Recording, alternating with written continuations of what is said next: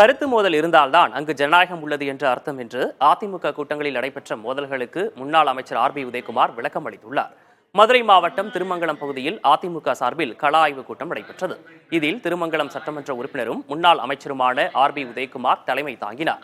மேலும் முன்னாள் அமைச்சர்கள் நத்தம் விஸ்வநாதன், செம்மலை உள்ளிட்டோரும் கூட்டத்தில் பங்கேற்றனர்.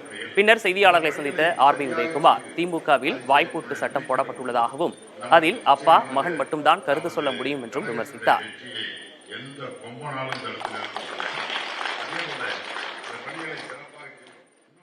கருத்து மோதல்கள் நிச்சயமா இருக்குன்னா அங்க ஜனநாயகம் இருக்குன்னு அர்த்தம்.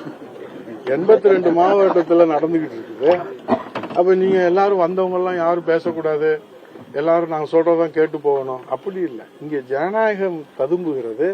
புரட்சி தமிழர் எடப்பாடியார் அவர்கள் ஜனநாயக மாண்பை காப்பாளராக இருக்கிறார். 82 மாவட்டங்கள்ல ஒரு கருத்தை இப்ப நான் மெதுவா பேசுறேன், ஆனா என் முகம் பாத்தீங்கன்னா பயங்கரமா இருக்கும். சில பேர் பயங்கரமா பேசுவாங்க, முகம் வேகமா. அதுல ஒரு படத்துல வடிவேல் சொல்லுவாரு, போலீஸ் நீங்க எப்படி என்னை கண்டுபிடிச்சீங்க, நான் குற்றவாளி இல்லைன்னு. இல்ல அவன் கருப்பா பயங்கரமா இருப்பான், நீ பயங்கரமா கருப்பா இருக்கு. அது மாதிரி 2 இடத்துல 2 கருத்துக்கள் சொல்லத்தான் செய்வாங்க.